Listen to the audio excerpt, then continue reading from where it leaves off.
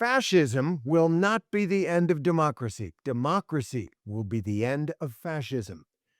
That was one of my favorite quotes from a conversation that I had last week with Congressman Jamie Raskin of Maryland. And I'm so excited to bring this conversation to you tonight. It was passionate and thought-provoking and wide-ranging. And Jamie Raskin, well, he came to play. He was blunt, and he called it as he saw it. We were talking about the events of our time, these unprecedented events, and the Constitution and how it applies in these troubled times. We also talked about the government shutdown and what might happen there. And I do hope you like this. If you do, like and subscribe to this. You'll get this interview and all kinds of others with newsmakers who are shaping the events of our time. I know you won't regret it. And so let me introduce this conversation, which took place at the Barbara McDowell Social Justice Center. That's a legal advocacy group in Washington. And we pick up where Congressman Raskin, who's a Democrat of Maryland, is talking about the Trump administration's deployment of National Guard troops and other federal forces into our cities. Here's my conversation with Jamie Raskin. I mean, but the Constitution is very clear about this in Article 1, Section 8, that Congress can call up or pass laws to provide for the calling up of the militias in order to repel invasions, suppress insurrections, or to enforce the law if the law is not being enforced. And there's no foreign invasion. The law is being perfectly enforced. And so is there an insurrection? I mean, you could use any test in the world, but why not use Donald Trump's test? Because he didn't see an insurrection when 140 of our police officers were wounded and injured and hospitalized, and the House and the Senate were stormed and the members driven out, and his own vice president nearly killed. There wasn't an insurrection then. He didn't call out the National Guard then. So what's going on in Portland or San Francisco or Chicago that remotely approximates that? Well, let me play devil's advocate, literally. No, not literally, but and that is this. So I think one of the characteristics of this administration has been to find, and that's what Project 2025 was all about, every crease, every pinhole, every wrinkle in the statutes which might offer, if you look at it real squinty, yes, an opening for additional authorities for the President of the United States. So that line that is in the Insurrection Act, if enforcing federal law is impracticable, is essentially what they're using here, which is that there are people getting in the way of ICE officers, and people do see some of these protests blocking the way, or even more, chasing ICE officers away from their duly appointed job. So it's worse than January 6th, you're saying? I'm not saying that, but both might fit.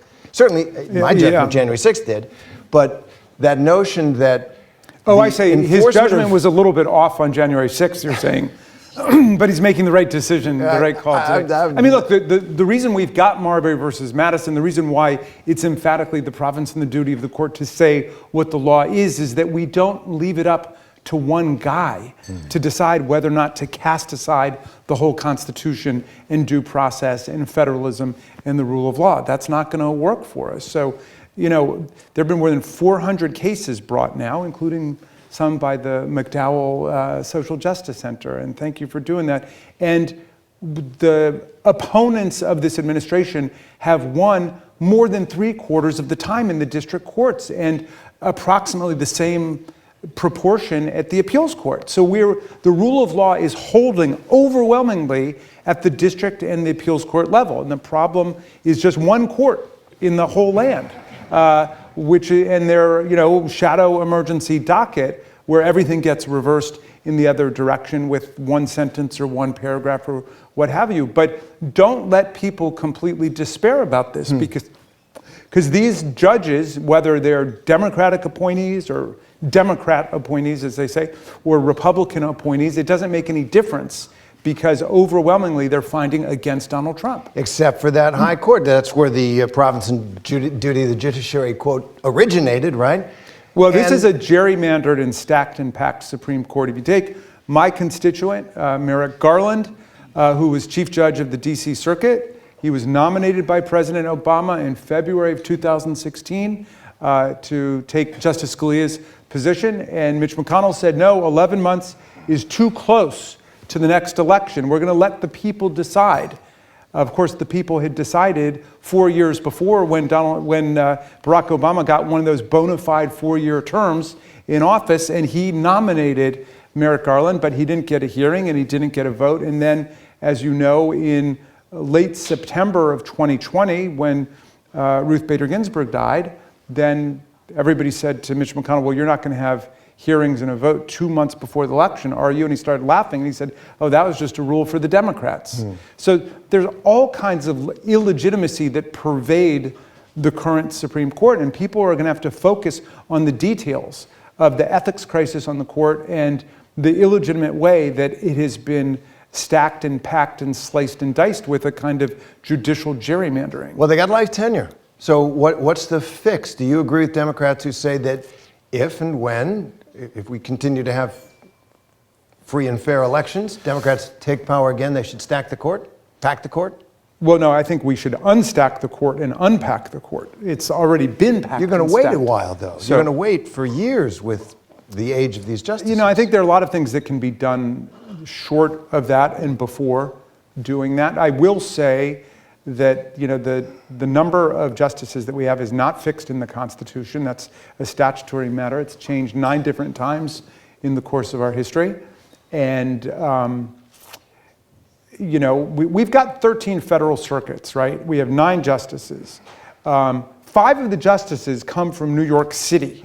There's 1 justice for each borough in New York City, okay? That makes no sense. So the vast majority of federal circuits don't have a single justice, right? So we could correct that particular form of inequity and disproportion while trying to deal with some of the stacking and packing that's taken place during this grim period. And we could say we'll have 13 justices, 1 for each federal circuit, and we'll stagger their terms and call it an 18-year term, for example, and we could introduce that, and I think that would begin to solve some of this like tremendous crisis of legitimacy that we're in with respect to the judiciary. So that is changing the nature, the makeup of the court through legislation and the president signing it. Yeah. I mean, it's going to take a long time, but I think there are a lot of other problems. I mean, you know, this court decides, I mean, the Supreme Court decides by granting cert on what cases it's going to hear. And so we're starting to see a pattern, like with, you know, the decision that was, or the case that was just argued, it was yesterday or the day before about, you know, what do they call it, where basically they're curing people of homosexuality. Conversion, right? Conversion. So state laws have been passed against conversion therapy as a form of licensed medical treatment. Got the right, anybody can convince anybody of anything, right? If you want to go convince somebody not to be straight or not to be gay or not to be trans or whatever, you got a right to do it. But as a matter of medical practice, the states have said that does not conform to the best scientific standards. Well, it seems clear, based on the oral argument, that this whole case was a setup for them to follow through like they did in the bake shop case, in a, you know, right-wing culture war, let's turn the clock back. You know, a lot of other countries do it differently in terms of how cases come before the court. In the UK, I think they have 14 members in the court. Somebody will correct me if that's wrong. But they sit in panels of 5, and a different panel will, you can't sit on a case that you yourself have decided essentially to grant cert on, right? So a different panel will decide whether a case is cert-worthy, whether it should come before the court. That's a much better way of doing it, because what we're getting now is completely ideological agendas being promoted through the Supreme Court. And so that they're acting like, you know, a corrupt city council outside of Cook County or something, you know, like the way they do it. So I knew that would get a rise out of you. By the way, did we say hi to your sister from Chicago? There she is. So, yeah. There she is. Hello, hi. Oh, awesome. Yeah.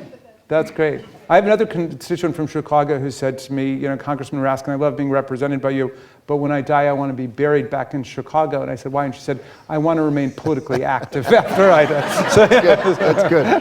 Well, that opens the door. I was in Chicago yesterday. I was there for a Cubs game. The Cubs game. Brought my 11-year-old son. They won, which was great. But I figured I should walk around a little bit and see what the feel of that city is under siege, as several of your colleagues who represent the city have said. And, I'm in Wrigleyville, so it's very prosperous and peaceful there. But there's a couple that came up to me and said, oh, you're the news guy. You're the used-to-be news guy. And, you're still the news guy. Yeah, I said, whatever. You bring us good news every day, Terry Moran. Thank you. Trying. So I said, okay, and there was no camera or anything like that. Well, it's kind of, and I, as neutrally as I could, what do you think of what's going on here? It's kind of crazy. Zoom. They went totally quiet. And it was a middle-aged couple, Latino. Their son, they live out in the suburbs. Their son had moved into Wrigleyville, and they did not want to, it was a chill. So that even in that prosperous, tidy part of Chicago, these people who ought to have, they're well-established Americans, the shadow falls over them. This is why the Jimmy Kimmel thing was so important in my mind. I mean, some people are saying that's just a comedian, but comedy's important. I mean, there are tens of millions of people who are living off of those late night talk show comedians. And the truth is, and this goes back to the emperor's got no clothes, like if you can laugh about a leader, then you don't have to be afraid. But if you can't laugh, if you can't make jokes about the president, then a regime of fear has set in. And of course, all the right-wingers knew that with, Obama. They'd make fun of Obama. He wasn't born in the country. He's not a real citizen. They make fun of Biden, and but make fun of Donald Trump. We're going to kick you off the air. We're going to get you off the air. That's authoritarianism. So that was a big win when millions of people said no way, and ABC finally stood up. I wish. Who was your employer? ABC. Yeah. Well, I wish they learned their lesson earlier. It's time for them to call you back. No.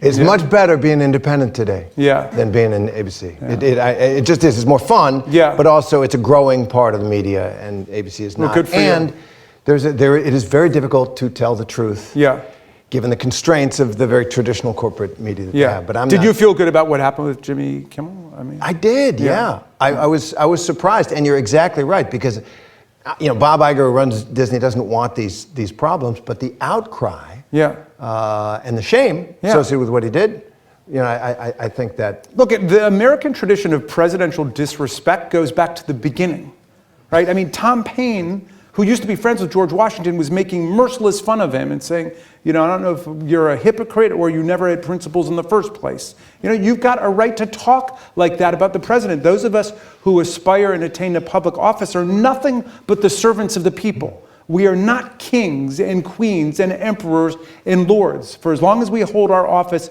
we are just servants of the people. And the moment somebody is acting like a monarch, that is the moment to evict, eject, reject, impeach, try, convict, remove, disqualify, start all over again.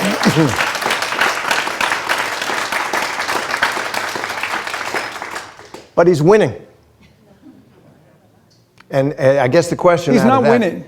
He's not winning in court. And the Democrats, there have been, I think it's 42 or 43 special elections since the year began. We are running consistently, and the average is we're up 16 points, outperforming where we were in the exact same elections. We just won a state Senate election in Lancaster County, PA, that had not been won by a Democrat since the 1880s. We are winning the vast majority of these special elections all over the country. Are the elections safe? So don't fall for the gloom and doom. That's part of the strategy, man. That Vladimir Putin is all over that, trying to make everybody feel like morose and our destiny is authoritarianism. It's not. Fascism will not be the end of democracy. Democracy will be the end of fascism, right here in America, and we're going to make it happen. I agree with that. My job is to push a little bit, and I will push a little bit because he's obviously going after the elections, which are the voice of the people. And if I had told you 10 years ago that Donald Trump was going to bring us to the brink of an authoritarian regime, in establishing an authoritarian regime in this country, you would have laughed, I think, maybe. Wait, how many years ago? 10. Yeah. All right, so if I ask you on the scale of 1 to 10, 10 being it's over, democracy's done, 1 being we're all safe and sound, where are you on the worry scale? I mean, if I weren't worried, I wouldn't be in this. But I know we're going to win. I know we're going to get through this thing. And we're going to come through a lot stronger than we were before. There's just no alternative because people all over the world are counting on us. The people in Ukraine are counting on us to fight off that bloodthirsty imperialist invasion, which Donald Trump has done everything in his power to facilitate and to support. So where will people fighting for freedom and democracy and human rights be anywhere else in the world if we allow our country to go down the road of Trump and Putin and Orban and Modi and, you name it? So I live out in Frederick, Maryland now, which is used to be part of the 8th District. Used to be, yes, not anymore. Yeah. It's a purple area, and I feel very blessed and lucky to be in such an area because, as Michelle Obama said, it's hard to hate up close. And I think the old American neighborliness is still in effect there. Frederick's incredible. It's an incredible place. I love it. We love it out there. Yeah. When I got fired, for example, my next door neighbor came running across the lawn, and he said, "Terry, I'm a Trump supporter." And I said, "Sean, I would never have known, given the big sign that was on your lawn for several weeks. But thank you." He had a Kamala Harris sign? He did not have a Kamala Harris sign. My point being, I'm agreeing with you because I think most Americans, the best kept secret in American life is that most people are still normal. That in fact, they're more like Sean than they are. But my question is, your colleagues in the Congress, how many Republicans are Sean, and how many Republicans are the worst person in your Facebook feed? But see, this is like my dad taught us, you never give up on anybody. Well, you don't give up on Marjorie Taylor Greene, who's a hero this week, right? I mean, Marjorie Taylor Greene is saying that we've got to end the shutdown. The Democrats did not create the shutdown. The Republicans controlled the House, the Senate, and the White House. She's saying her son's health care premiums are through the roof. And, so you don't give up on anybody is, from my perspective. And, everybody's on my case because I'm good friends with Lauren Boebert from Colorado. You're good friends with Lauren Boebert? Yeah. I mean, I tease her. I love that. I called her Lauren Gropert when she had her thing. But no, I'm good for, Lauren Boebert is really kind of a wonderful person, and people say to me, well, you can't stand her politics. I say, yeah, I hate her politics. She's got atrocious politics, but she's a good person. I'm like, yeah, everybody says you got to be bipartisan, then you actually make a friend, then everybody's on your case. Who do you think's in the Republican Party in Congress these days? Abraham Lincoln? So yes, we take our friends from where we can find them, but you don't give up on anybody because, in addition to that really strong authoritarian politics in the GOP today, there's a lot of chaos and a lot of confusion. And, there are people over there who are there because they're really confused about what they stand for. And, Marjorie Taylor Greene is starting to wake up to what's really happening in their party. I know you've got a time constraint. I want to ask just a couple more questions. Yeah. First, on still staying in Congress there, if you took Donald Trump out of the picture, and do you think there is an air that can stir the viscera of people, whether they're your colleagues or my neighbors, the way he does, or does it go away? In other words, is this a permanent change in the politics of the country, the tone, the manner in which we speak to each other? I'm thinking of Attorney General Pam Bondi the other day in the Senate. Yeah. Do you think that we are stuck with this, or is there a return to normal, something new? I mean, I think it's going to be a fight. There's a profound longing for a return to basic decency and civility, which I encounter wherever I go. But at the same time, there's a whole political economy organized around mobilizing hatred and bigotry and ignorance. So I don't know. I do think we're in the fight of our lives. I don't know that it's necessarily over right when he retires, but I think Thomas Jefferson wrote this beautiful letter in 1798. A friend of his wrote, this guy John Taylor wrote, despairing of the Alien Enemies Act of 1798, the Alien Sedition Act, and he's saying, is this the same country that just had a revolution against kings and tyrants, 12 years ago? Or, is this the same country? And Jefferson wrote him back and he said, a little patience and the reign of witches shall pass over. Their spells dissolve and the people recovering their true sight restore their government to its true principles. In the meantime, we're suffering all the horrors and malignancies of the current period. But if the game runs against us sometimes at home, as inevitably it will, we must have patience because this is a game where principles are at stake. Well, I'm clapping for that. I'm leaving clapping. That's good. Jefferson. Thank you. One more. For the lawyers here who have done so much work in social justice areas for the poor, the marginalized, and stuff like that, how important is that in this struggle that you've been talking about and fighting in the Congress? Yeah, but I mean, that's what this is all about. I mean, for the lawyers in the room who have been actual champions for equal protection and the freedom of speech and for people's right to be who they are and so on. We are living in the counter reaction to that. This is the backlash. It's like after Reconstruction and the Civil War, the backlash again. And this is the backlash that we're living through. So everybody's got to hang tough. We've been through these times before, throughout our history. That's what this is. You should view this as, in a certain sense, a backwards tribute to the work that, all of the civilizing movements of our days have done and the lawyers who've worked with it. I think the lawyers have probably tried to take a little bit too much credit because I don't think the lawyers really get anywhere. We lawyers don't really get anywhere without social movements that create the framework for change, and that's part of the problem that we're seeing right now, that a lot of the movements went to sleep, but that's the importance of Indivisible and putting millions of the people in the streets next Saturday, October 18th. I hope I'll see you guys all at No King's Day, because that is what any lawyer has got to understand today. You can call yourself legal realist, law and economist, originalist, whatever it is, but everybody's got to understand that going to court today is completely framed by politics and by the correlation of political forces in the society.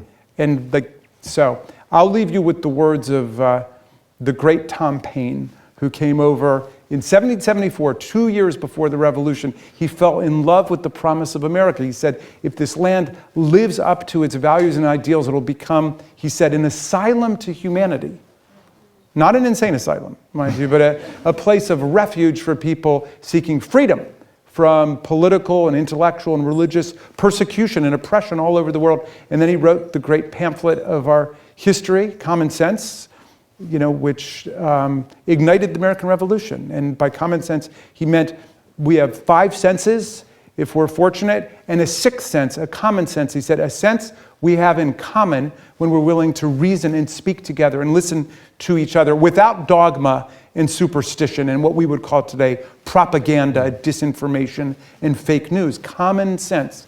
And so, anyway, 1776 was a tough year, as you know, and we like to think that the whole country was unified against King George and tyranny, and it wasn't true. I'm reading a really interesting book about that right now by H.W. Brown's called The First Civil War, about how the American Revolution split the country down the middle. Ben Franklin's son, who was the governor of New Jersey, ended up in prison for siding with the crown. And so all the communities, families, everybody was split. Half of the people were running around. The smarter half was running around saying, well, we want to be like the law firms that get on the president's side, right? You can't beat the greatest empire that ever lived. There's never been a mightier empire than the British Empire. You can't beat the kings and the queens and the people who control the law, the judges. You can't beat the lords, and you can't disentangle church and state. The state has always controlled the church, right? And then half the people are saying, let's give it a try, right? Let's try to put government on the principle of the consent of the governed, as Jefferson put it, right? Unalienable rights of the people, everybody being created equal. Let's pledge to each other our lives, our property, our sacred honor in order to create something different. But anyway, Paine wanted to write this other pamphlet to give people some hope during a dark time when people were making their decisions about which way to go, and nobody knew. And he wrote this beautiful pamphlet called The American Crisis. So I'm going to I'll quote a little passage for you. This is the one that Pelosi always makes me update the language for, because she says Paine was a feminist and he wouldn't mind. And so I accept that. In fact, Paine was fighting for women's right to vote in the 18th century, but he said, "These are the times that try men and women's souls." He said, "The summer soldier and the sunshine patriot will shrink at this moment from the service of their cause and their country, but everyone that stands with us now will win the love and the favor and the affection of every man and every woman for all time. Tyranny, like hell, is not easily conquered, but we have this saving consolation: the more difficult the struggle, the more glorious in the end will be our victory." So let's make that victory ours. All right, Congressman. Thank you, Terry.